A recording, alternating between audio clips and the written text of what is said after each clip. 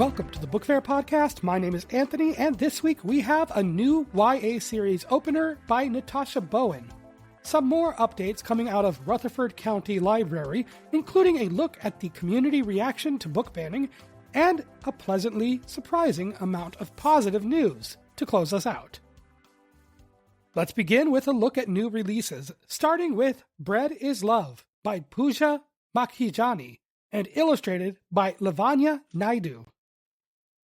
A mother and two young children bake a loaf of bread from scratch in this satisfying picture book, portrait of a family ritual that feeds bellies, minds, and spirits. Through the eyes of the older child, author Makhijani takes readers stepwise through a hands-on day of bread making and learning, the parents' instructions guiding the process. As the stages proceed, text offers descriptions of what the leavened food symbolizes. A mention of measuring ingredients by the gram attends the idea that bread is science, and as the children wait for the dough to rise, bread is patience, too. The baking project's rhythms also echo those of the children, who at times prove moody or needful of rest. And even when the loaf turns out flat, Mama reminds bread is delicious. Luminous, close-textured scenes from Naidu conjure a cozy, sun-drenched kitchen and a loving, flour-spattered family in a work that models collaborative, resilient care. Characters read as South Asian, and author's note and bread recipe conclude, and this book is recommended for ages 4 to 8. Next is Change is in the Air, the hidden discoveries of Eunice Newton Foote, the first climate scientist, by Rebecca Donnelly and illustrated by Mercy Lopez. Donnelly and Lopez celebrate the acumen of American scientist and suffragist Eunice Newton Foote in this engaging account of the subject's work. Thorough text articulates the pivotal role played by Foote's early education at Troy Female Seminary before discussing the figure's embrace of suffrage and the independent, overlooked experimentation she undertakes to understand atmospheric temperature change, uncovering its links to carbon dioxide. Throughout, thick white outlining visuals, societal boxes constraining women and people of color, while matter-of-fact narration offers context around the era's social norms. Many suffragists failed to take into account the position of black women, free or enslaved, who could not benefit from rights reserved for white people. With thickly stroked paint, desaturated period illustrations contrast with vibrant contemporary hues that highlight Foote's unappreciated prowess. Background characters are portrayed with various skin tones. Extensive back matter includes notes and a timeline, and this book is recommended for ages 4 to 8. The next title to highlight this week is Some of Us Are Brave by Sadia Faruqi and illustrated by Haya Prabhat. In this pulse-pounding novel, Faruqi reflects on Hurricane Harvey's impact on Houston, where she resides. Finances are strained for 12-year-old Yasir Manzoor and his single mother. To offset the cost of soccer camp, he helps coach younger players at the community center in exchange for time on the field. The tween finds he enjoys coaching, especially 7-year-old Omar Jennings Shah, whose older sister Mona attends Yasir's school. Disregarding worsening weather conditions brought about by an approaching hurricane, Yasir, having found his coach's car keys on his way home after camp, returns to the community center. There he encounters insufferable bully Cody Bevan, whose tense home life has driven him to seek shelter in the community center shed. Meanwhile, Mona and Omar flee their flooding house in a canoe. When the siblings serendipitously meet up with Yasir and Cody, the children join forces to navigate the rising waters and their own fears. It's a simultaneously timely and nail-biting reflection on environmental change as well as moving exploration of resilience, friendship, forgiveness, and courage. Intermittent radio broadcast transcripts and depictions of myriad flood myths pulled from various cultures including Greek, Nigerian, and Sumerian heighten tension. Characters are intersectionally diverse, and this book is recommended for ages 8 to 12. Our next title to look at is Pinky's Turnabout by Sue Lloyd Davies. Drawing on personal experience per an endnote, Lloyd Davies confronts the hardships of caring for a loved one with dementia in this brutally tender debut. 11-year-old Pinky is triply heartbroken. Bully Leo keeps calling her Hairball, his favorite nickname. Her best friend is away at a no-technology summer camp, and her beloved great-grandmother is becoming increasingly confused as her Alzheimer worsens. When a black cat barges into Pinky's life, she is certain that the new arrival is just what feline-loving great-gran needs. But money is tight, and the feline's unusually strong bond with Gigi isn't enough to secure his place in the household. Pinky is certain that the tips she earns while volunteering at an animal shelter will help alleviate financial strain, but her excitement about the experience sours when she realizes that Leo works there as well. Late-game revelations about her nemesis and support from Jack and Gigi prompt Pinky to reconsider forgiveness and acceptance.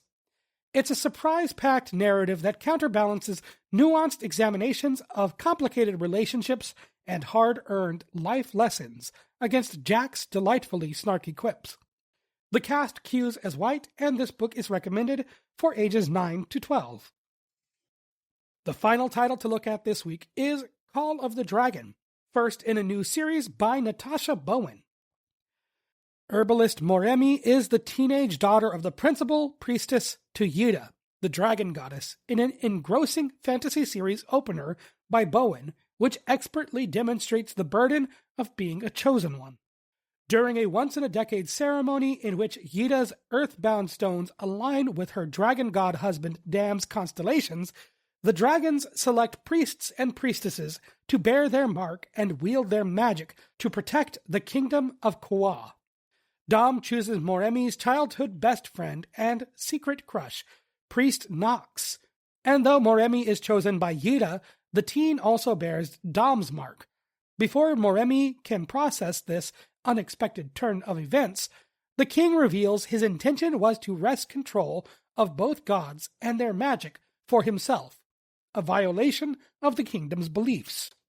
Insulted, the gods refuse to bless Kawa, leaving its people at the mercy of sinister shadow spirits and prompting Moremi to flee with handsome Kawa prince Jagon and her lifelong bully Zay to track down the gods and complete the protection ritual. Intricate world-building expands on popular fantasy tropes while crafting exhilarating new twists on common myths about the creation of humankind in this gripping tale of first love, divided loyalties, and loss, narrated in doubting yet courageous Moremi's sincere first-person POV.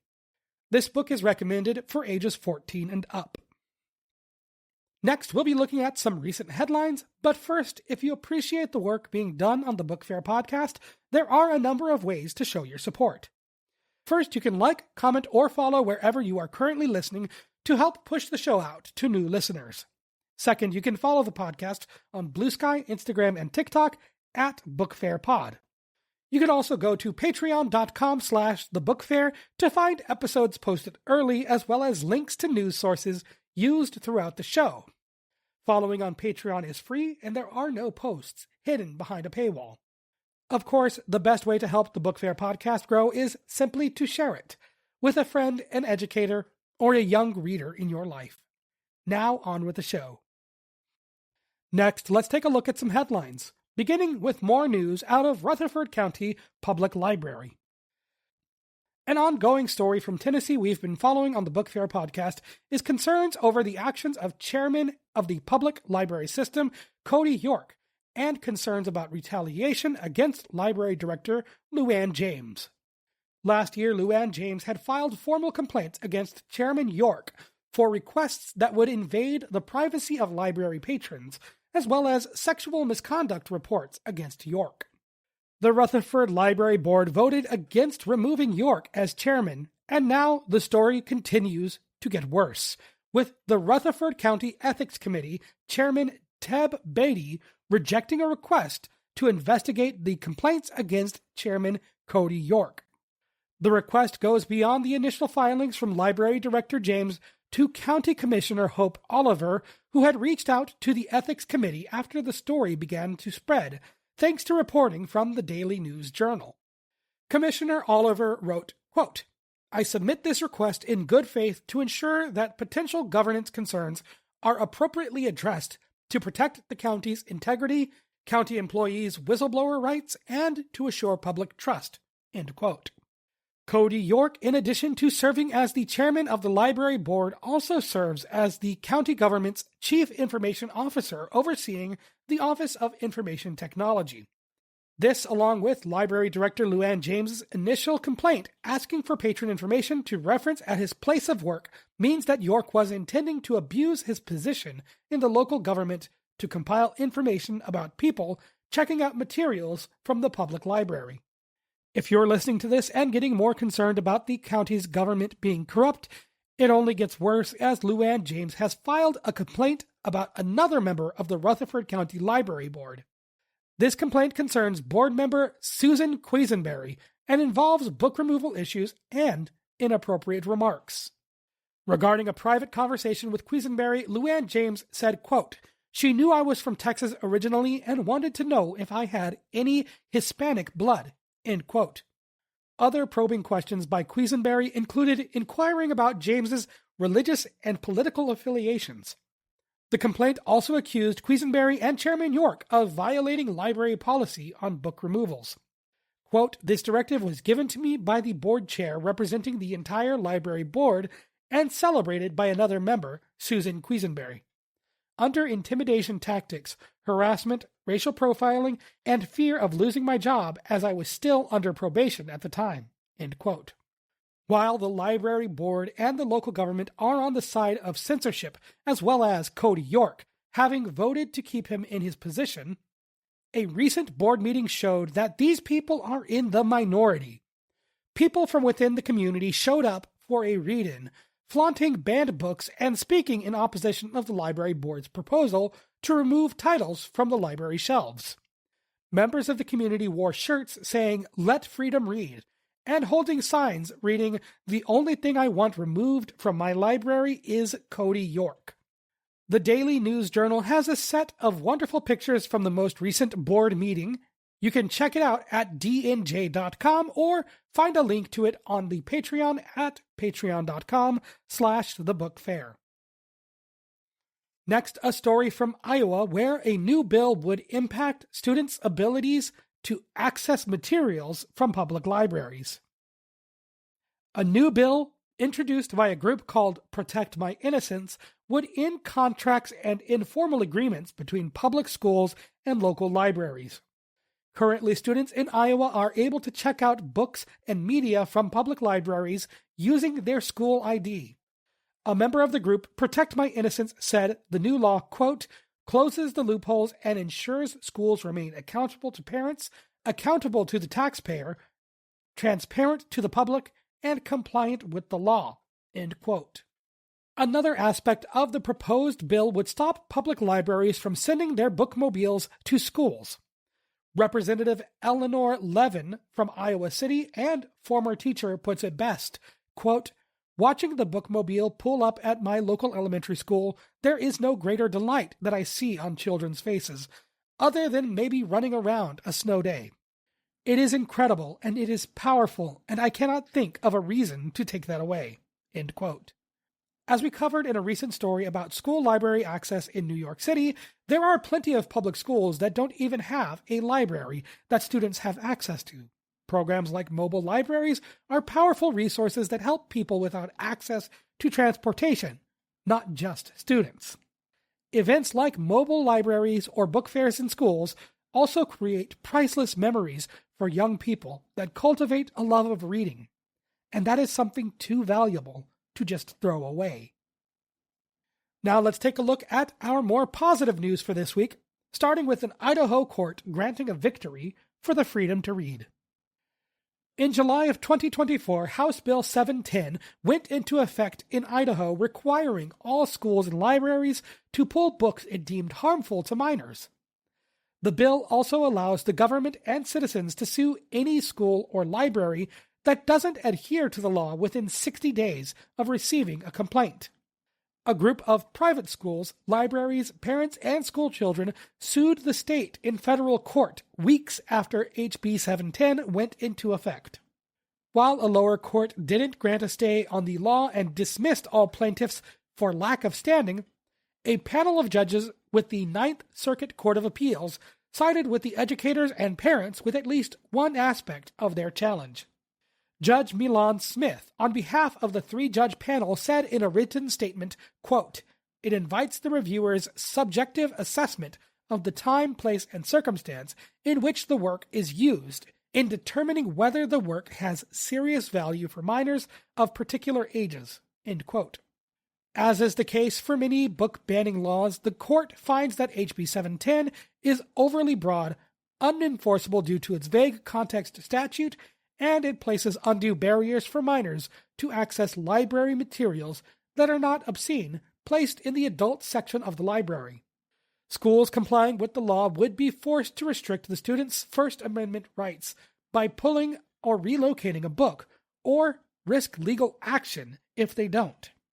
While there are still legal actions the state can take to have this decision reversed and reinstate the law. As of now, HB 710 is blocked. From a state fighting against libraries to a school district defending them, this story comes out of Hillsborough, New Jersey. After the state passed a bill titled the Freedom to Read Act, the Hillsborough School District voted to approve their new library policy that set guidelines for how to handle challenges to library materials. One provision that caused pushback from the board president states that the school board can approve materials for acquisition, but they cannot challenge or remove titles within the library. More importantly, the policy presented by the Hillsborough School District also includes protections for teachers and librarians from legal action. Hopefully, the Freedom to Read Act being passed in New Jersey will lead to other school districts adding protections. And the final story for this week comes again from Iowa. Let's take this moment to appreciate the Des Moines Pride Center, which recently opened the Rick Miller LGBTQ Library, named for a local advocate with LGBTQ organizations. Miller first established an LGBTQ+ library at the Des Moines Gay Lesbian Resource Center in the 1980s, and in 2000 that library burned down along with the building. Des Moines Pride Center President Sarah High said, quote, "There is still some confusion that people don't even understand about our space and our library and our intention. And really our intention is to have access and feel safe and connected."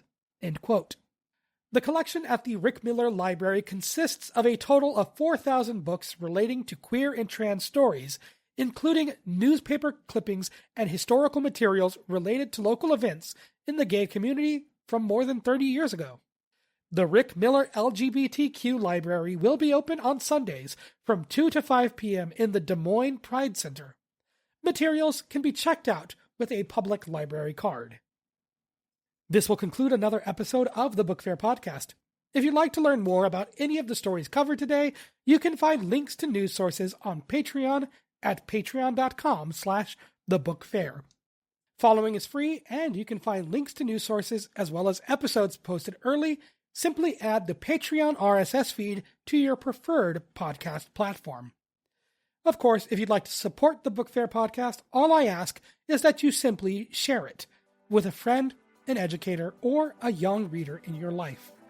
I'd like to take this moment to thank our newest follower on Patreon, Nancy Hudgens. Thank you so very much for your contribution, and for anyone else, thank you so very much for listening, and as always, I'll talk to you next time.